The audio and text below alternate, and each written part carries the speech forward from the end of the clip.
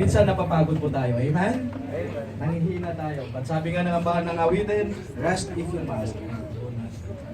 Amen? Hindi na po tayo tatagal. Tawagin na po natin.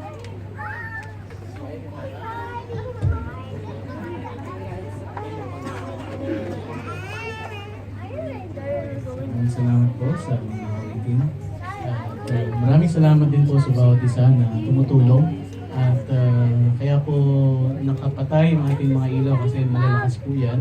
At para kayanin yung capacity. Tingin ko talagang design siya sa less than 100 capacity. Kaya po init. Pero mamaya pag upo nyo ay lalamig na yan. At huwag lang tayong matutulog. Alright, kung hindi, sisindihan po yung ilaw para kayo mo.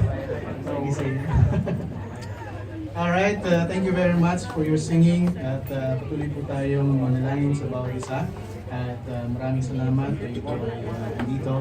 Magandang umaga po sa inyong lahat. Good morning. Good morning everybody. I'm glad to see you today. Sa aming mga guests, ako po yung nagpapasalamat. Kayo yung nagpo-unlock ng aming imbitasyon. And I pray that God will speak to your heart and be blessed today sa aking mga kapatid sa pananampalataya. You made another right decision in your life today. And blessing always come to those people who seek God first diligently.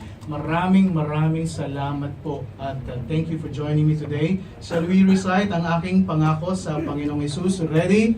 Pamumuhay ko si Jesus bilang aking Panginoon at tagapagligtas. Siya ang aking kanlungan sa oras ng problema at kahirapan. Siya ang aking pag-asa sa panahon ng kalungkutan. At ako ay nangangako na hindi ko hahanapin sa ibang lugar, sitwasyon, tao, kayamanan man, ang lahat ng awa. Yayang tanging kay Kristo ko lamang matatagpuan. Are you ready to hear the Word of God? Alright, so we open our Bible please in 1 Chronicles 29 verse 11. 1 Chronicles 29 verse 11. Kung gusto niyo pong hanapin sa inyong mga Biblia, mas maganda. Alright, at kung wala po kayong Bible, ay nandito po sa ating harapan din ang verse. Yan po ay galing sa King James Version Bible. Alright, 1 Chronicles 29 verse 11. Nandyan na po ba kayo? Shall we read the Word of God? Ready? Thine, O Lord, is the greatness and the power and the glory and the victory and the majesty, for all that is in the heaven and in the earth is thine. Thine is the kingdom, O Lord, and thou art exalted, as said above all. Tayo pong lahat ay mukhang manalangin. We thank you, Father, for this verse na kung saan makikita po namin ang inyong pagka-Diyos sa lahat po ng mga nangyayari at mga nandito sa mundo ito. Dalayan po namin na kayo po ang manguna. Maraming salamat sa aming mga guests. Maraming salamat sa bawat isa. Pangunahan po ang aming pag-aaral. Bless ang inyong mga anak. Pitalangin namin. Sa pangalan ni Jesus and all the people say, Amen. You may be seated. Thank you very much. Okay. Alright. Okay lang naman ang ating ambience. Ibig sabihin, very romantic.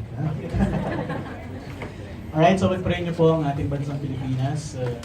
Patuloy na ingatan ng Panginoon, especially dun sa may bandang Mindanao. Alright, at ginagawa po lahat ng gobyerno natin para maayos ang ating kalagayan, lalo na yung mga nandun. And of course, ang sitwasyon dito sa GCC, pag-pray niyo lang din po kasi tayo po'y konektado dun sa grupo ng GCC at maaring, of course, maapektuhan yung tayo. Paano, at huwag nang lumala at ito po ay magpatuloy na makapag-usap sila at maging maayos po. Even yung mga kababayan po natin na nasa Qatar. So, pag-pray niyo po yan. God bless you. Today, I would like to speak to you about letting God be God. Ulitin ko, ang ating pag-aaralan po ngayong araw na ito ay letting God be God. In this message, we will learn and understand God as head above all and how we have the full control of everything. Situation can turn you down or can turn you up. Mga sitwasyon natin sa buhay, pwede kang i-down yan or pwede kang i-lift up yan. Many people, including Christians, are stressed. Ulitin ko, many people, including Christians, are stressed because they forget God is in control. Nakakalimutan nila na ang Panginoon ay ang may control pa rin ng lahat-lahat. They ask question like this: how could everything be alright, preacher, when so many things seem so wrong? Di ba?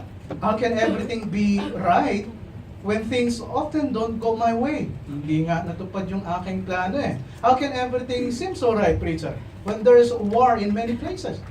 Ang daming kaguluhan sa ibang lugar. And there's unemployment around the world. Ang daming ang walang trabaho. At ang daming merong personal na problema. How can you say that God is in control, preacher? But all this can be alright if we just remember one truth. Ito yung magiging maayos lahat kung tatandaan po natin that God is in control. Ito po yung katotohanan sa lahat po nangyayari sa atin dito. God is in control. The Bible calls it God's sovereignty. Okay, kaya nga sabi ng 1 Corinthians 29 verse 11, Thine, O Lord, is the greatness and the power, pati kapangyarihan, and the glory, and the victory, and the majesty, for all that is in heaven and in the earth is thine. Ang kalangitan at ang itong nandito sa daigdig na ito ay sa iyo. Thine is the kingdom, O Lord, and thou art exalted as head above all. At ikaw ay tinataas na kung saan ikaw ay ang ulo ng lahat. Notice how everything is in the heaven and earth are God's, and this is His kingdom.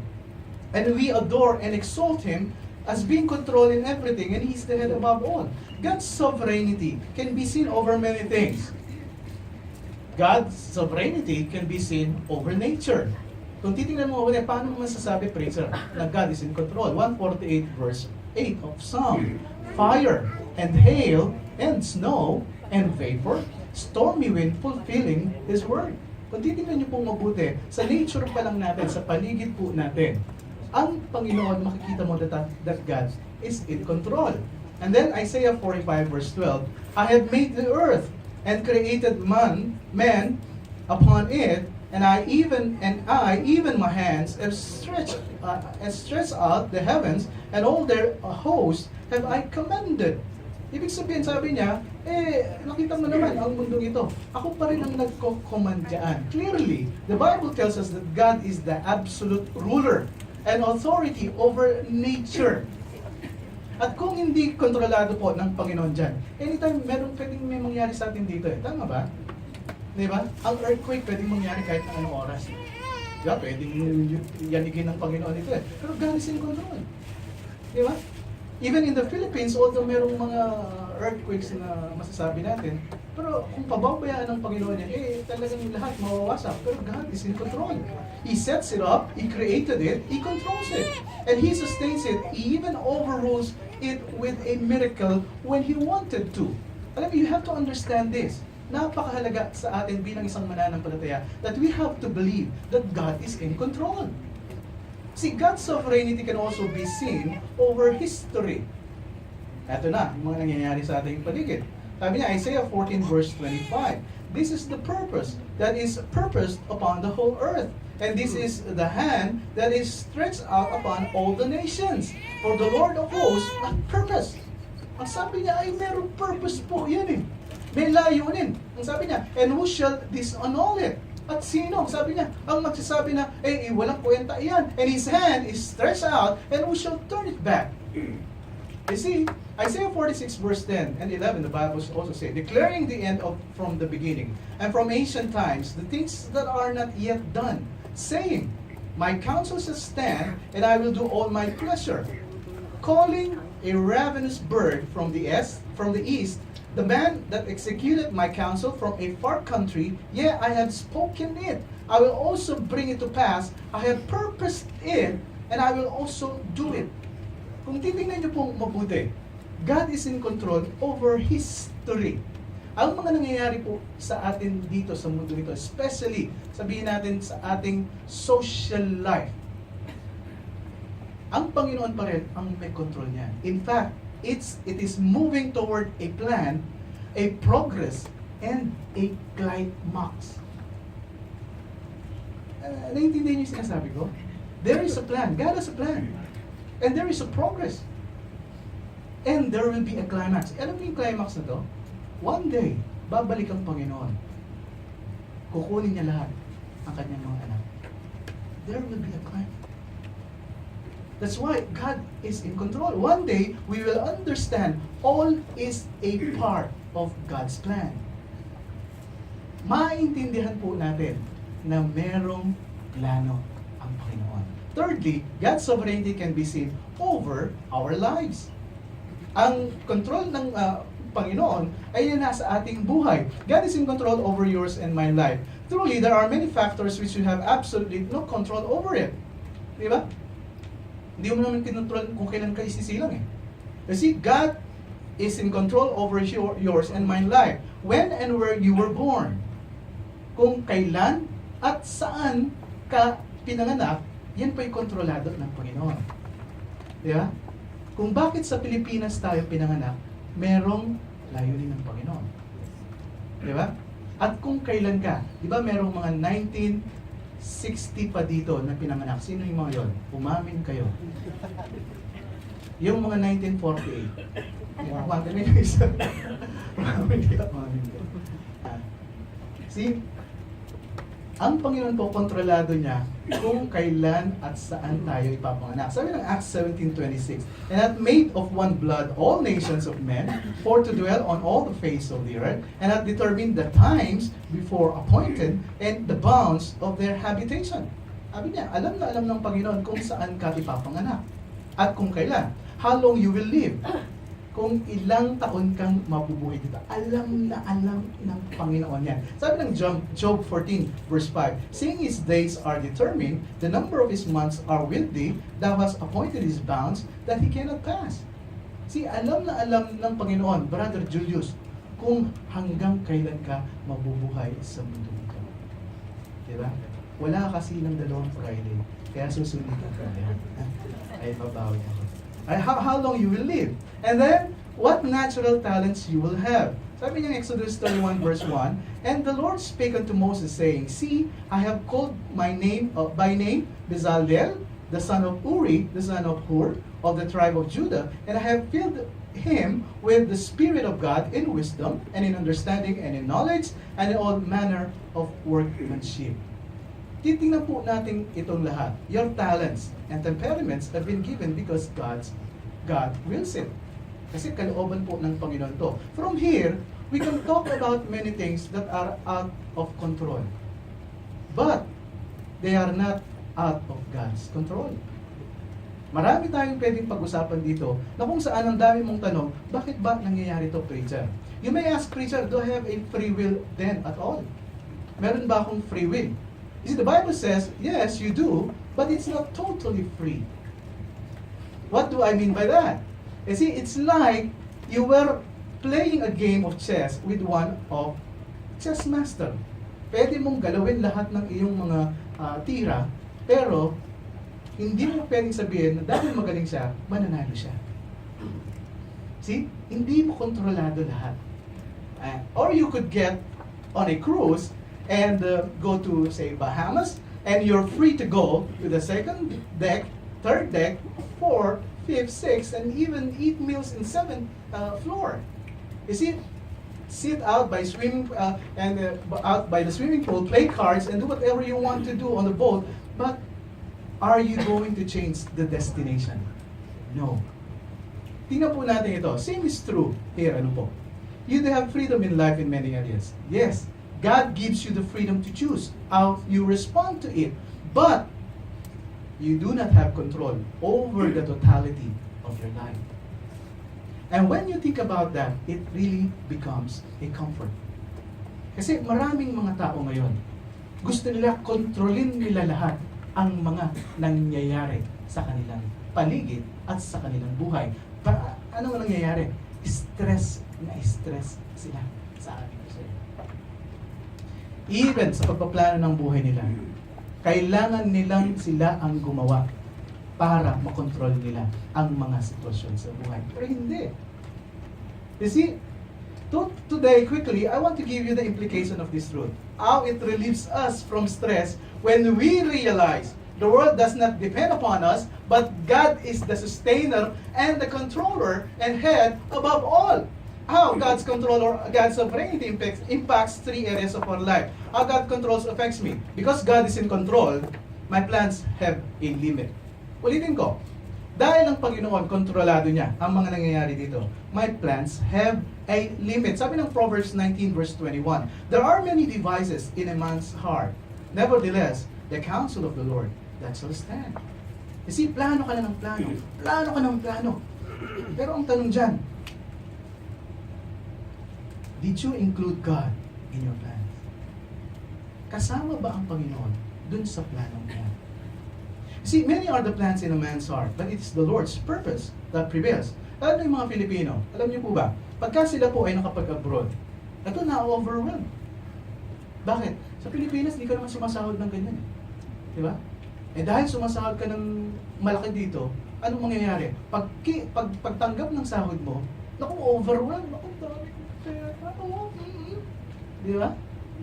Naku, meron nag-alok sa akin, credit cards. Di ba? Naku, wala nang, ano yun, CID. Approve ka agad, wala po ngayon. Ang tawag doon, yung bayad. Walang registration fee. 1 year, 2 years, free. For life, yung iba, for life. Diba? You see, my plans have a limit. Have you heard about anybody says, the sky is the limit? Oh, people had always thought that they can plan and the sky is the limit. Ang sabi nila, naku, malakas pa naman ako plano, sige plano. You see, I want to say, no, the sky is not the limit. God is the limit. You see, we may make our plans, but God has the last word. Have you noticed that there are things don't always go as planned? Di ba? Ito yung plano mo ngayon, pero bakit hindi nangyari? See, that there are things that always turn out the way you want them to be. Bakit? You see, and realize later that God has a better idea. God always had a better idea. See, pagka nagpaplano ka, kailangan isama mo ang Panginoon dyan.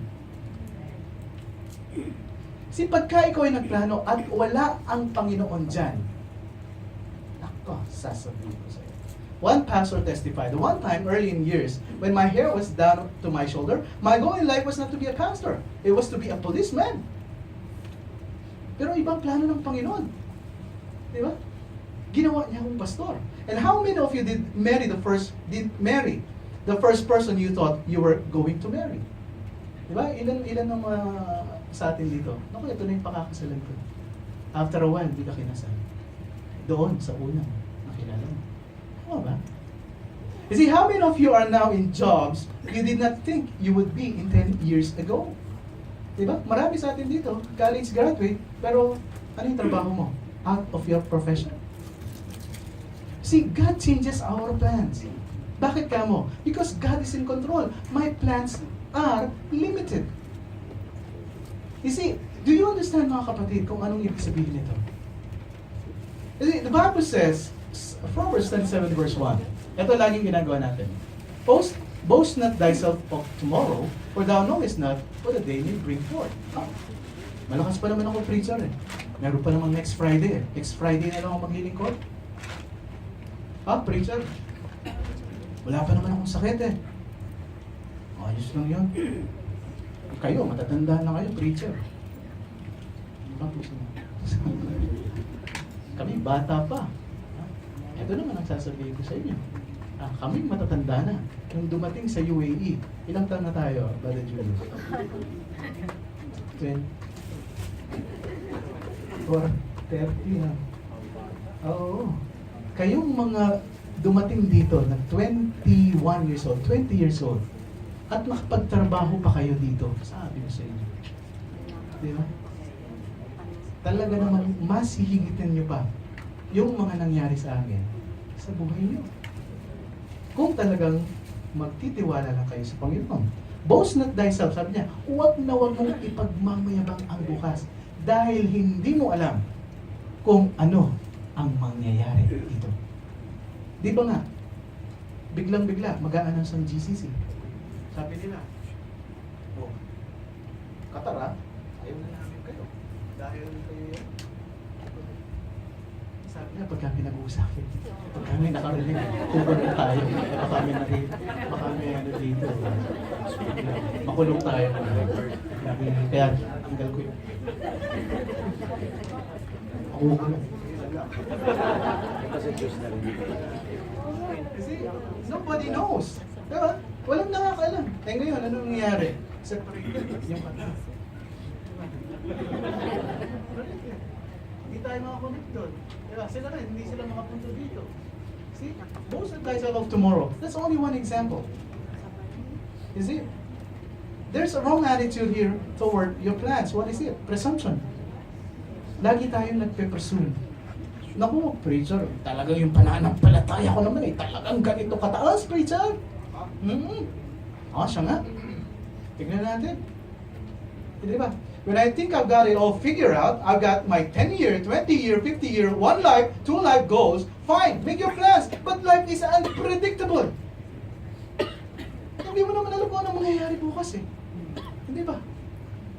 Kasi don't we understand this, mga minamahal? Many of us are out of their own commission. And you and I know what it means to go from peace to famine. Di ba naranasan na natin eh? Nasagana, ngayon, bukas, tagutom. Di ba? Kasi life is unpredictable. And you and I know what it means to be in that situation. One day, you hit pay dirt, and the next day, you're down in the dumps again. Di ba? Sabi nila yung buhay, pag-aaral ganon, because life is uncertain. Walang nakakaalam. See, and since life is uncertain, God says we should not presume too much on it. That we forget that He is in control. Minsan nakakalimutan natin. Kakaplano natin ang kakaplano. Pero ang tanong doon, kasama ba sa plano mo ang Panginoon? You see, I'm very happy to hear Gay. Asan si Gay? Ito si Gay, sabi niya, preacher, nagpunta ako dito dahil meron akong plano. Gusto kong makapagtrabaho.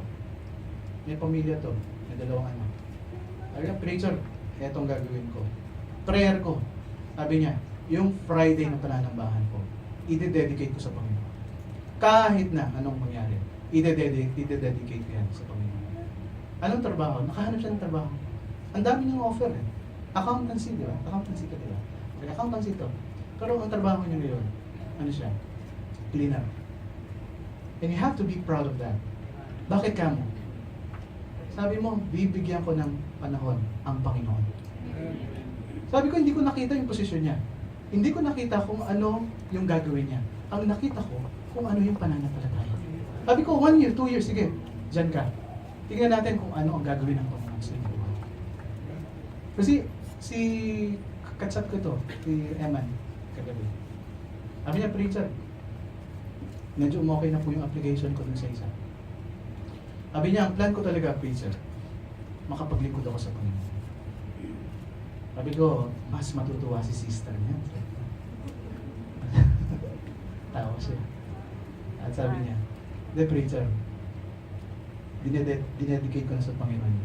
Binigay ko sa kanya. Ang kahit na anong mangyari. Minsan pinagtatawanan ako. Minsan ganito ang sinasabi nila sa akin. Pero sabi niya, yung Friday, ibibigay ko sa Panginoon kasi gusto ko maglingkod sa Panginoon.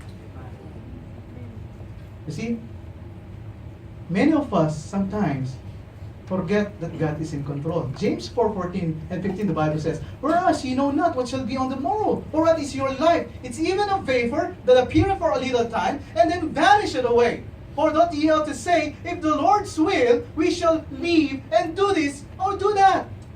Di ba sabi niya, hindi mo nga alam na ang buhay mo'y parang vapor yan. Di ba nagsayang ka na ba? Nagsasayang kayo? Pagka nagsayang kayo, di ba pagka binuksan mo yung takip, it's like a vapor. Ilang segundo lang, mawawala na yan. That's our life, sabi ng Bible. It's very similar there. Sabi niya, kahit na 50 years old ka, na manatili dito sa mundong ito, 60 years old ka, napakabilis lang po yan, sabi ko sa'yo. Diba? Dati, 15 years old lang tayo, diba? Ngayon, 38 ka na. Ganun kabilis ang buhay. And this should be our proper attitude. James was saying, it's okay to make plans, but just realize that they are tentative. And here's the point I want you to get here. Mature faith is flexible. Ang pananampalataya is flexible. Ano man ang maging sitwasyon mo sa buhay, dapat flexible ka dyan. Maraming mga Kristiyano, preacher, hindi na ako makapaghintay. Compromise na lang. Okay, wala. Tingnan natin kung paano ako pagpapalayan ng Panginoon. It's not my choice, it's yours. You can make plans, set goals and objectives, but realize also that God has the ultimate final word. Siya pa rin. So why stress about it? Di ba? See, the proper and right attitude is this: cooperation. Against presumption, this is cooperation. Means you include God in all your goal setting. You plan and say, God, if this is what you want me to do, I will go with you in this direction. And I will be doing this with flexible faith in your personal spiritual growth. Ano ba ang plano mo dyan? In your personal spiritual growth, do you plan to read the whole Bible in your life? Do you plan to pray and pray more as long as you go with your faith? Ano ba ang spiritual, personal plan mo sa buhay mo? Hindi, preacher, tama lang yan. Every Friday, makatin ako. Tama, okay na yun. Club 52. Have you planned na matapos mo yung Club 52 this year? No? I don't think. In my personal physical health, may plano ka ba? Dun sa physical health mo. Ano ka, preacher? Shawarma, tsaka ng biryani, di ba? Talagang pagka kumakain ka, pinagpapawisan ka talaga ng todo, di ba? Tapos mamaya sa LTF, may palabok pa. In your personal physical health, meron ka bang plano? Di ba? In your family, sa pamilya mo, may plano ka ba? In your career, hanggang dyan na lang ba tayo? In your financial management, you see, in your service to God, ano ba yung plano mo? In your relationship to others, ano ba ang magiging ikaw pagkatapos ng service nito? Kasi, have you ever included God in your plans? You see, yung iba po, pagka gumagawa ng mga ganitong commitments, mga plano sa buhay, they sign it.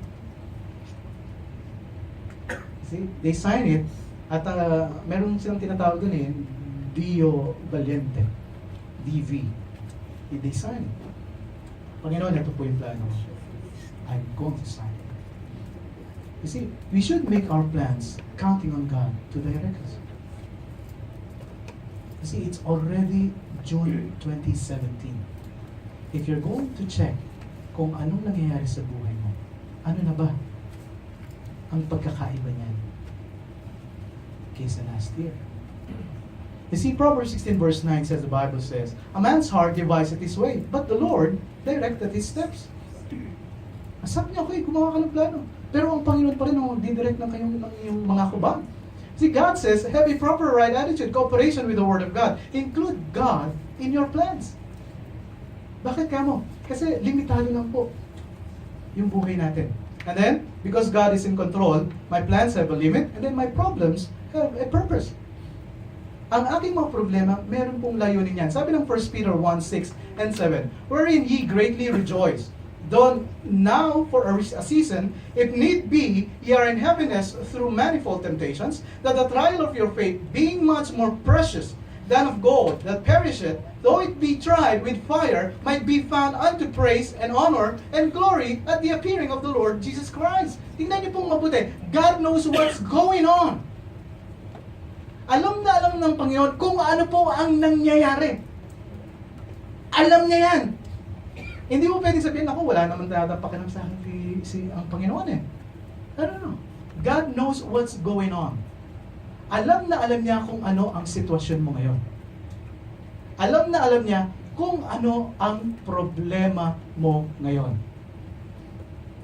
Alam niya yan. Life is not a series of random freak accidents. It's not totally unplanned. It's not without meaning. There is an order and there is a plan. You have to understand, merong plano po ang Panginoon. God knows what's going on. And is weaving the fabric in your life and tapestry as light and dark threads, happy and sad times, to give richness and texture and color to your life.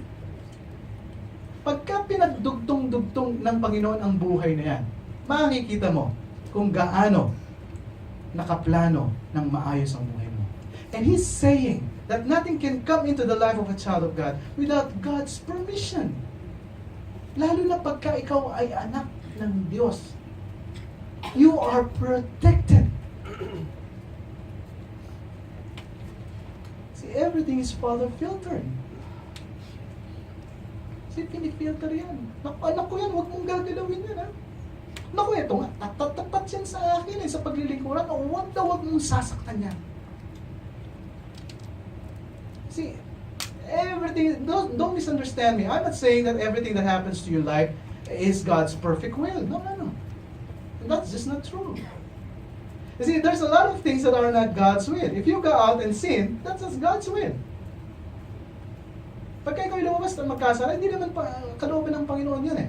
You see, somebody sin against you, that's not God's perfect will. You see, that's why we're to pray, Lord, thy will be done on earth as it is in heaven. Talagang kailangan po nating ilapit sa kayo. The reality is, God has a will for yours and my life. Yes, I can choose to go against it, but it only hurts me and the people that are around me. May plano ng Panginoon. Pero pagka hindi po tayo sumunod doon sa plano ng Panginoon, masasaktan lang tayo. Kadalasan nagtatanong ka, bakit kaya ang dami kong problema? Have you heard? A lot of people says that. Sabi nila, Richard, dami kong problema. Bakit kaya ang dami kong problema? Bakit nga ba? Kasi, unang tanong dyan, ito, sino ba ang gumawa ng problema niya? Kasi, kung ikaw ang gumawa ng problema niyan, for sure, yung consequences niyan, dulot stress. At pagka di ka natuto, sa unang maling karanasan mo, yung consequences niyan, magpapatong-patong yan at di ka lang ma-stress, kundi magiging doubly stressful ka pa dyan. Unang-unang tanong, sino ba ang gumawa ng problemang yan? James 1:14, 15, 16, the Bible says, but every man is tempted when he is drawn away of his own lust and enticed. Then when the lust hath conceived, it bringeth forth sin. And sin, when it is finished,